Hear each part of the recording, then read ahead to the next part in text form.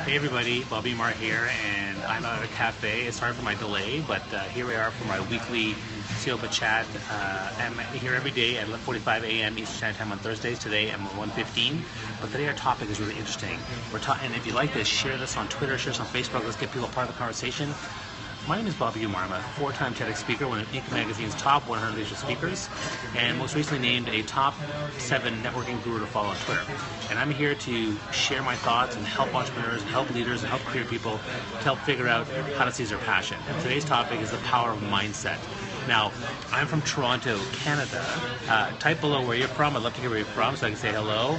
Hey, Prashant, welcome to join us. Swagger Scan, good to see you guys. Hey, Sean, hope things are well. Be sure to add comments and ask questions as we go along.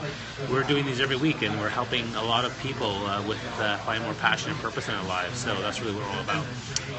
Prashant from India. Wow, it must be late there. Holy cow! Go to bed. No, stay till I'm done, then go to bed. So we're talking about the power of mindset. So and again, if you like what you're hearing, share the heart, share the double tap, triple tap the hearts. We love hearts. It's great. Share us on your social media channels. Let's get people part of it. I appreciate that, Prashant. You're there for me. Great. So let's talk about the power of mindset. I'm going to start off by sharing a really important quote and also introduce a little guest. This is my friend Natalia. Hi.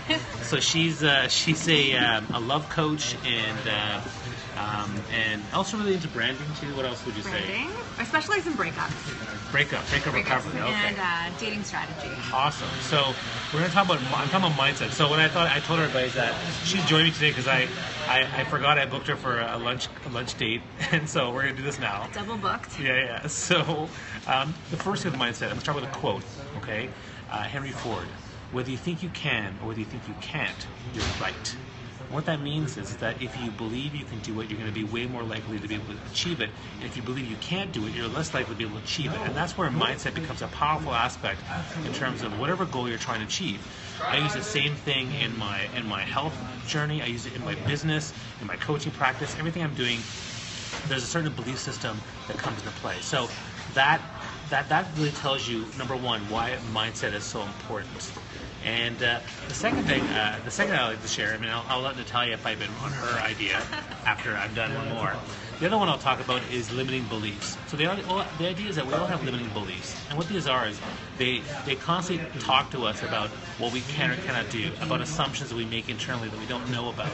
And so it's important for you to understand what the limiting beliefs are. It's important for you to understand what assumptions you make about yourself, about other people. Because if you can do that, you can break away the barriers of your mindset that hold you back. So limiting beliefs to me is another important aspect to consider when you're thinking about the power of mindset. Now, I'll turn over to Natalia to see if she has any thoughts on mindset. Any ideas? Mindset is it's one of the first things that I talk to about my clients because I feel, two people can be in the exact same situation and one person will, transform it and use it to thrive and someone else will, become closed off, bitter, hardened by the experience. So it really, it has to do with you deciding that you are going to, use this experience to learn and grow. Okay, I love that. That's great. And I think that brings up the idea of the growth mindset versus the fixed mindset. And thanks for the hearts. We love the hearts. It's great. Growth mindset versus fixed mindset is a really powerful tool to help you become more able to leverage your mind. And another thing I want to share with you with the power of mindset is when I work with people, there's 3 things I focus on. Number 1 is your mindset. Number 2 is a tactic and strategy. And number 3 is what's the plan.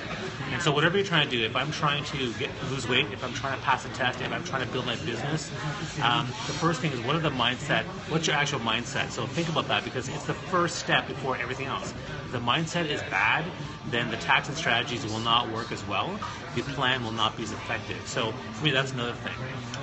Another thing I want to share with you, 2 other points about mindset. 2 of my personal mindsets that I have. One is gratitude. Everywhere I go, I'm grateful that Natalia is here with me. I'm grateful to have you as an audience. I'm grateful to share and leverage my influence. When your attitude is gratitude, every moment is a monument. It becomes an amazing part of your day, your week, your life, your year. So I totally encourage you to encourage gratitude as one of those mindsets. What about you? Are there particular mindsets that you like to embody? One of the things that I reference a lot is something called the drama triangle. Have you heard of it? No. Okay. The drama triangle, imagine this triangle, and on the points there's victim, rescuer, and persecutor. So at any point, you can experience something and, feel like you're the victim of something.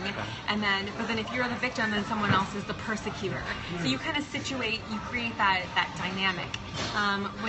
What's opposite to this is there's a little circle, and that circle is a circle of love, and that's accountability, and that's where you are at choice, and you're responsible for how you feel and how you behave, instead of like, that this person is doing something to you. That life is just doing it, to you instead of for you. Okay, now here's a great question. How do we remove a particular negative mindset? Any thoughts on that? How do you remove it? I think it's a practice. Yeah. It's a practice. It's also a community. I definitely can feel when I'm in an entrepreneur group or a coaching community, as opposed to other social groups. And let me give you another example of how I have a negative mindset. So one of my biggest negative mindsets is about my body, because I'm overweight, and so I have body image issues. And so often I look at myself and I don't like what I see.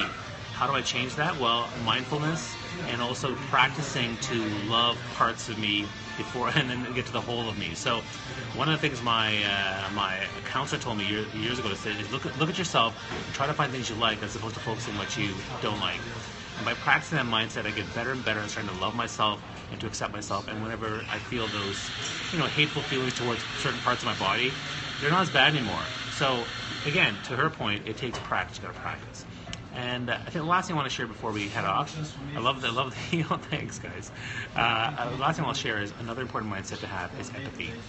I use empathy in everything that I do, because empathy is the root of love. Empathy is the root of connection. Empathy is the root of caring about people. So, absolutely, mindset is a constructive or destructive tool. So that's why you have to have a growth mindset. So try empathy wherever you go.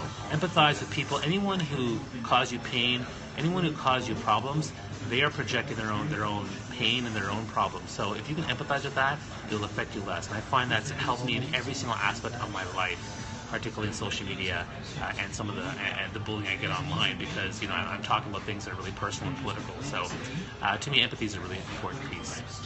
So I think that's it for today. Anything else you want to add, or you're? Two things. Sure, please. She's into this. It's good. Yeah. Okay, so one is learning to become your own best friend. Oh. I know we hear about this, it can seem like woo-woo, but it's actually not, because self-love. Yeah, and it's bringing awareness to how.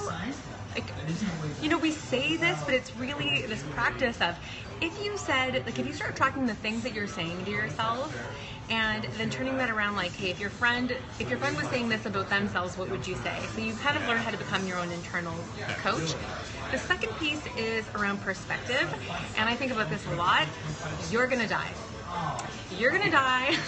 Gary Vee talks about Gary this. Vaynerchuk, yeah, exactly. There was also this article in the New York Times. This woman who just died, she wrote an article about why you may want to date my husband. So she just died, and she wrote her. I just read that. That was amazing. Oh my God, and she's she's just wishing for one more day, and all of these things, and you can't read that and not just completely gain perspective on how amazing your life is as is. And the importance of now. Yeah. Okay, great. So thanks so much for joining me. We're here every week at 11:45 a.m. Eastern Standard Time on Thursdays with Seopa to Seize Your Passion. Check out the stream at seopa.com/stream. My name is Bobby Umar. I'm here with Natalia Juarez, and that was a great session. Thanks, guys. We'll see you next week. Bye, Take guys. care. Bye.